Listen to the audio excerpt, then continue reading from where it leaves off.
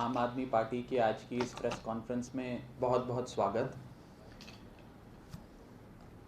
आज एक बेहद इम्पॉर्टेंट इशू पर आम आदमी पार्टी ने ये प्रेस कॉन्फ्रेंस बुलाई है और ये इशू देश की 135 करोड़ आबादी की हेल्थ, उनकी स्वास्थ्य की सुरक्षा से जुड़ा हुआ है।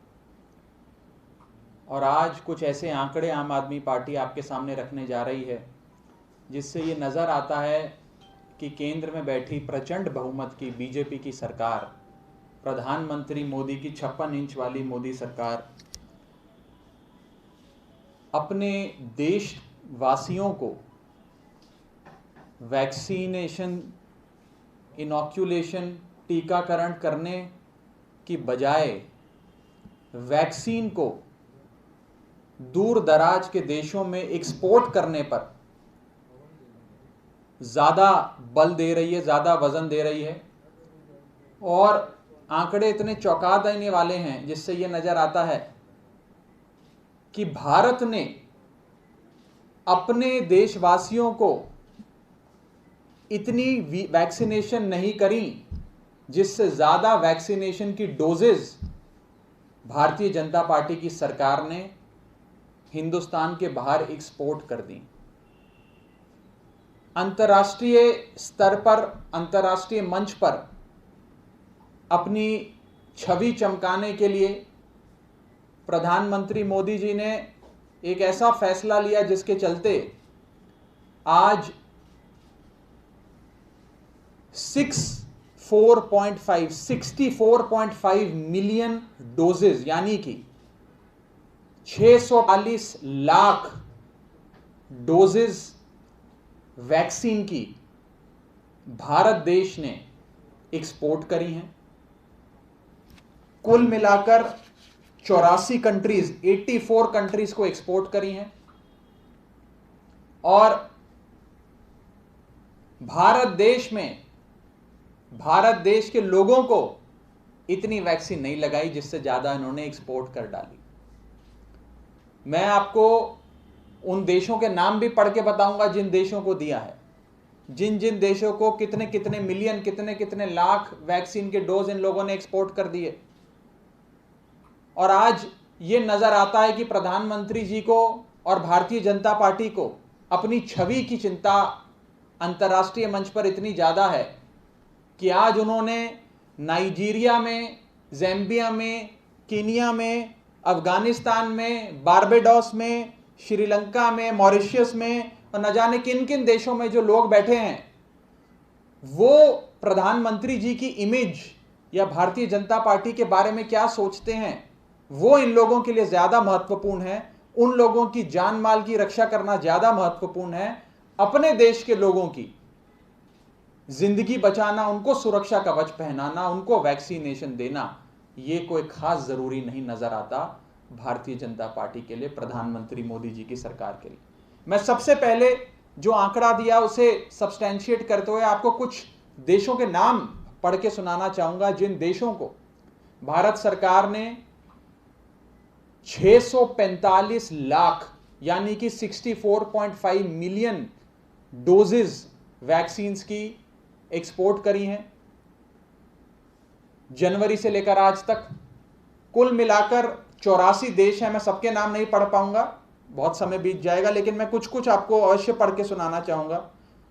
Bangladesh, Bhutan, Sri Lanka, Bahrain, Morocco, Oman, Kuwait, Argentina, Mongolia, Ukraine, Saint Lucia, Ivory Coast, Ghana, Angola, Gambia, Kenya, Senegal, Mali, Sudan, Uganda, Jamaica, Tajikistan, Bahamas, Uzbekistan, Paraguay, Bolivia, South Sudan, Zimbabwe, Nigeria, Yemen. इसमें तो कुछ ऐसे देश हैं जिनके शायद नाम भी हम पहली बार ही पढ़ रहे होंगे। उन देशों को भी तवज्जो दी जा रही है, उन देशों को भी और वहां पे रहने वाले लोगों को ज्यादा प्राथमिकता दी जा रही है। और भारत के लोगों की जान की कीमत आज भारतीय जनता पार्टी की, प्रधानमंत्री जी की आंख में जीरो हो गई है। आज अपनी छवि चमकाने के लिए इंटरनेशनल स्टेज पर बीजेपी और प्राइम मिनिस्टर मोदी की जय जयकार हो, इसके चलते उन्होंने एक्सपोर्ट्स ऑफ वैक्सीन्स को इतना तवज्जो दिया कि भारत में इतनी वैक्सीनेशन नहीं हुई जितनी उन्होंने एक्सपोर्ट कर डाली है। मैं आपको यह बताना चाहूंगा कि भारत देश में, जैसा कि आप सब जानते हैं कि 135 करोड़ की बड़ी आबादी वाला देश है, और जिस रेट पर हम लोग वैक्सीनेशन कर रहे हैं, जिस दर पर, जो हमारा इनॉक्यूलेशन रेट है, जिस पर हम अपने देशवासियों का टीकाकरण कर रहे हैं, यदि इसी दर पे भारत देश आगे बढ़ता गया तो पूरे देश की आबादी को वैक्सीन करने में लगभग 15 साल लगेंगे। It will take 15 years to vaccinate the entire population of India if India continues at the current inoculation rate. कुछ साइंटिस्ट ये मानते हैं कि अगर 70% आबादी को आप वैक्सीनेट कर दें, भले ही 100% को ना करें, तो भी कोरोना काबू में आ जाता है, कोविड-19 की बीमारी थम जाती है। अगर 70% आबादी का आंकड़ा भी हम पकड़ें, 70% आबादी को भी वैक्सीनेट करने में इसी टीकाकरण की दर पर, इसी इनॉक्यूलेशन रेट पर भारत सरकार को लगभग 10 साल लगेंगे। It will take 10 years for the Indian government to vaccinate 70% of India's population if we carry on at the current inoculation rate.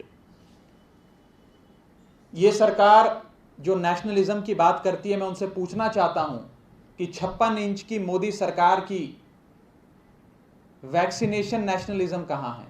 टीकाकरण का राष्ट्रवाद कहां खो गया आपका, जो आज आप हिंदुस्तान के लोगों की जान की कीमत कुछ नहीं समझते, लेकिन युगांडा, नाइजीरिया, जिम्बाब्वे, कीनिया में बैठे लोगों की जान की कीमत आपके लिए हिंदुस्तान के लोगों की जान की कीमत से ज्यादा हो गई। मैं आपको यह भी बताना चाहूंगा कि अभी ministry of external affairs, Bharat सरकार ने एक बड़ी विचित्र चीज हम सबके सामने रखी और कहा कि भारत देश चाइना से कंपीट कर रहा है कि कौन कितनी वैक्सीन एक्सपोर्ट करता है। भारत सरकार आज, और भारत सरकार का पूरा तंत्र, पूरी मशीनरी चाइना से इस बात पे टक्कर ले रहा है कि कौन कितनी वैक्सीन एक्सपोर्ट करता है, और उन्होंने कहा हम चाइना से 2 कदम आगे ही चल रहे हैं। ये इस बात को लेकर अपनी पीठ थपथपा रहे हैं। वो देश जिसमें 90,000 कुल कोविड पॉजिटिव के केसेस हैं, उस देश से हम कंपैरिजन कर रहे हैं अपने देश की, जिसमें 90,000 रोज कोविड के नए मरीज आ रहे हैं,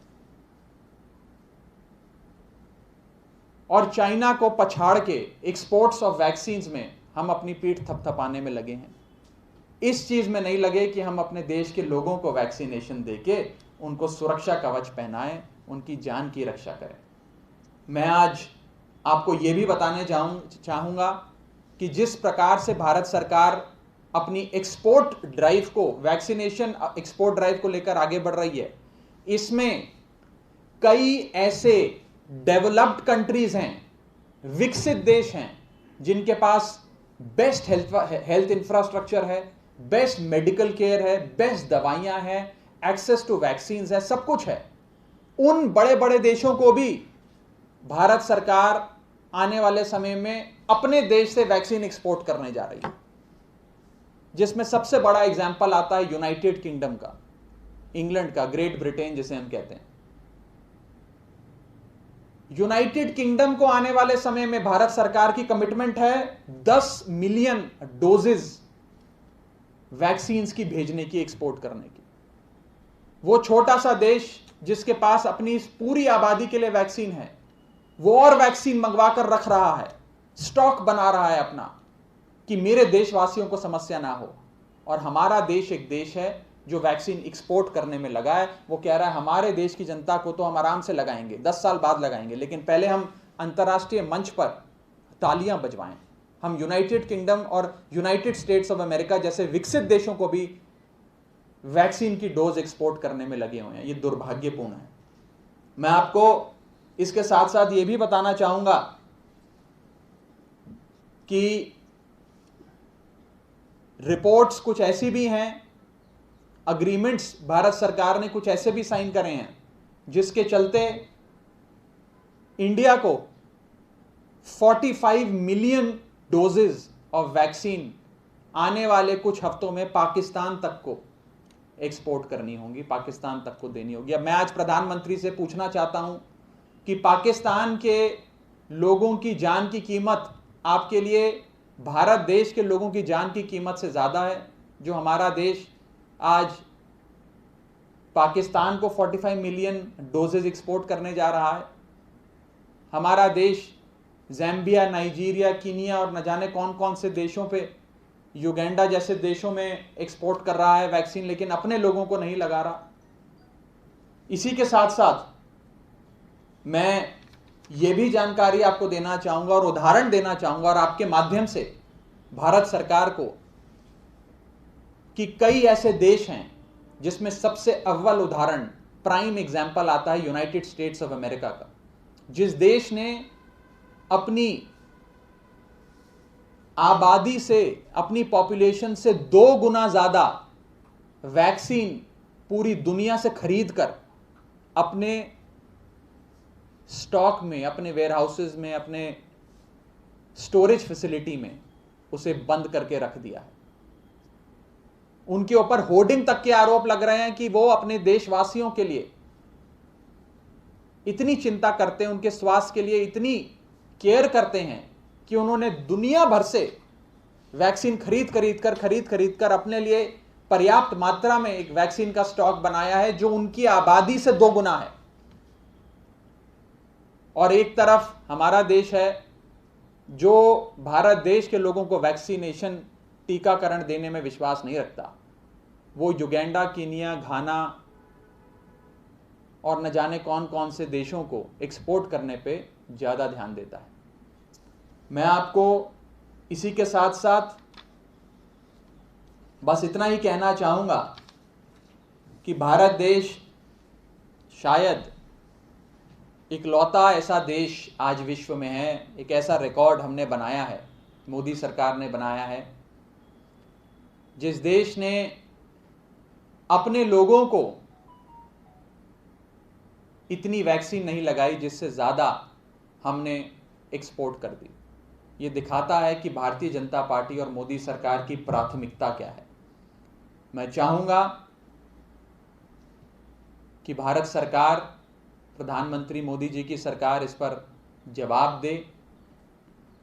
हम वैक्सीन सुपर पावर बने, ये हर भारतीय के लिए गर्व की बात है, लेकिन वैक्सीन सुपर पावर बनने के बाद जो पहली प्राथमिकता होनी चाहिए वो ये है कि देश के 135 करोड़ आबादी को आप वैक्सीनेशन दें, उनका टीकाकरण कराएं।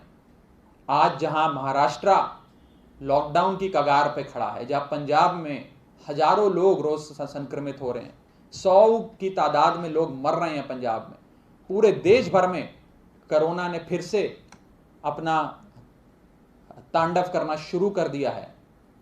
और आज हम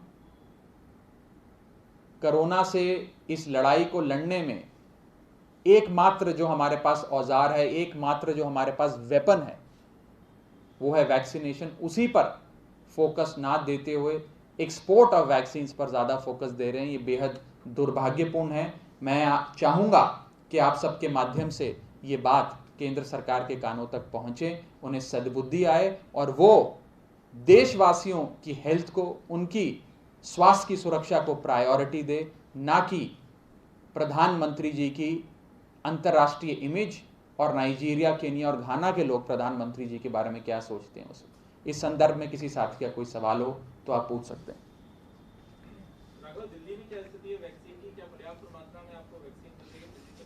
देखिए, उस पर ज़्यादा रोशनी स्वास्थ्य मंत्री और स्वास्थ्य मंत्रालय, दिल्ली सरकार डाल पाएगा, लेकिन मैं आपको ये बता दूं कि लगातार माननीय मुख्यमंत्री अरविंद केजरीवाल जी ने प्रधानमंत्री जी को भी उनकी बैठकों में भी, प्रेस वार्ताओं के माध्यम से भी, अपनी मीटिंग्स में भी हर बार एक ही चीज़ कही है कि हमें हर दिल्ली वाले को वैक्सीनेशन देनी है।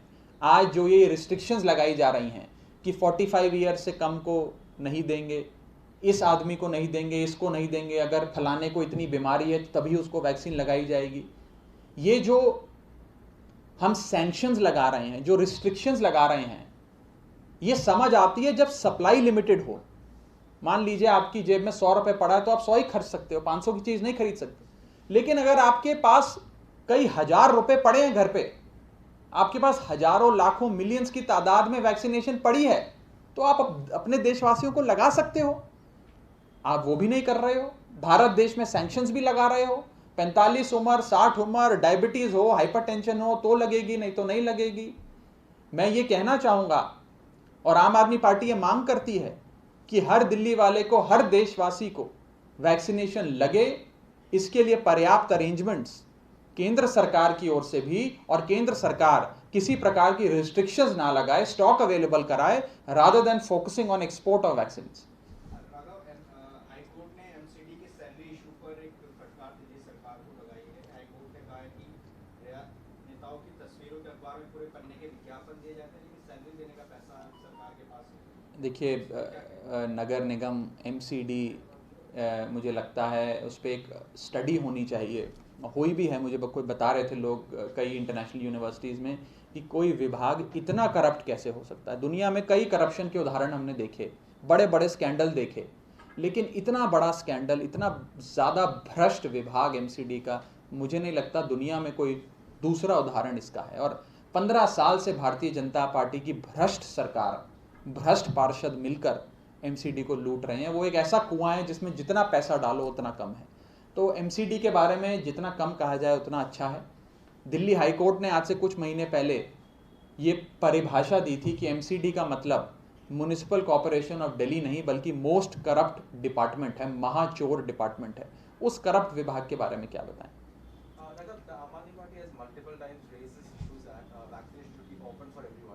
Apart from political statements, have you approached the union health At several forums, whether it is at the level of chief secretary and health secretary, union health secretary and Delhi chief secretary, whether it is at the bureaucratic level, administrative level, political level, even in meetings which the honorable prime minister chairs, in which all chief ministers participate, the honorable chief minister of Delhi has flagged this several times, and he has been very, very vocal about this in his utterances. Vaccination should be open for all, but it can only be made open for all once the government realizes that it is important and it is imperative, and I implore the government of India to prioritize vaccination for their own citizens rather than focusing only on export of vaccines to far-flung countries like Nigeria and Uganda.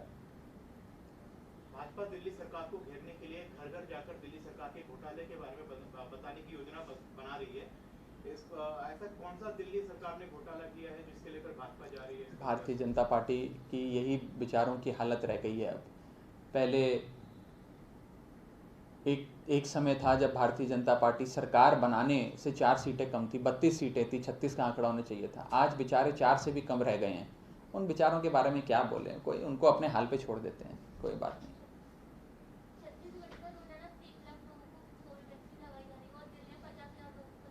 मैं तो कह रहा हूँ बढ़ाने की आवश्यकता है। हम सब कोशिश करके लगे हुए हैं कि बढ़ाएं, वैक्सीन का सप्लाई भी बढ़े, वैक्सीन की रिस्ट्रिक्शंस भी कम हो, और हम चाहेंगे कि भारत सरकार, जिसने एक प्रकार से इस वैक्सीनेशन ड्राइव को सेंट्रलाइज कर दिया है, उसे अपने हाथों में ले लिया है, वो अपने हाथों को थोड़ा खोले, पूरे देश में लोगों को वैक्सीन लगे, हम सब अपने अपने स्वास्थ्य की रक्षा कर सकें, भारत सरकार हमारे स्वास्थ्य की रक्षा करे। हम तो यही चाहेंगे। मुझे लगता है कि कहीं ना कहीं ये सवाल आज हर हिंदुस्तानी के जहन में है। जब वो फोटो देखते हैं, जयशंकर साहब डालें या प्रधानमंत्री मोदी जी का कार्यालय डाले कि देखो जी इक्वाडोर में हमने 5 मिलियन वैक्सीन पहुंचा दी, या युगांडा में 8 मिलियन वैक्सीन भारत ने दे दी, जब देखते हैं तो हमें अच्छा लगता है, लेकिन एक मन में सवाल तो आता है कि 8 मिलियन वैक्सीन अगर हमारे दिल्ली के संगम विहार में रहने वाले लोगों को लग जाती, क्या उनकी जान की कीमत नहीं है? मेरे राजेंद्र नगर के लोगों को लग जाती, क्या उनकी जान की कीमत नहीं है? सदर बाजार के लोगों को लग जाती, उनकी जान की कोई कीमत नहीं है। क्यों नहीं लगती? क्यों हम इधर उधर उनको वैक्सीन को एक्सपोर्ट करने में ज़्यादा लगे? और इकलौता ऐसा देश जो domestic use, domestic inoculation, vaccination कम है और एक्सपोर्ट हमने ज़्यादा कर दी है वैक्सीन। ये तो समझ के परे है। इस महामारी के दौर में हमारे लिए क्या प्राथमिकता है? भारत देश के लोगों की स्वास्थ्य और उनकी जान की रक्षा करना कि इक्वाडोर और युगांडा में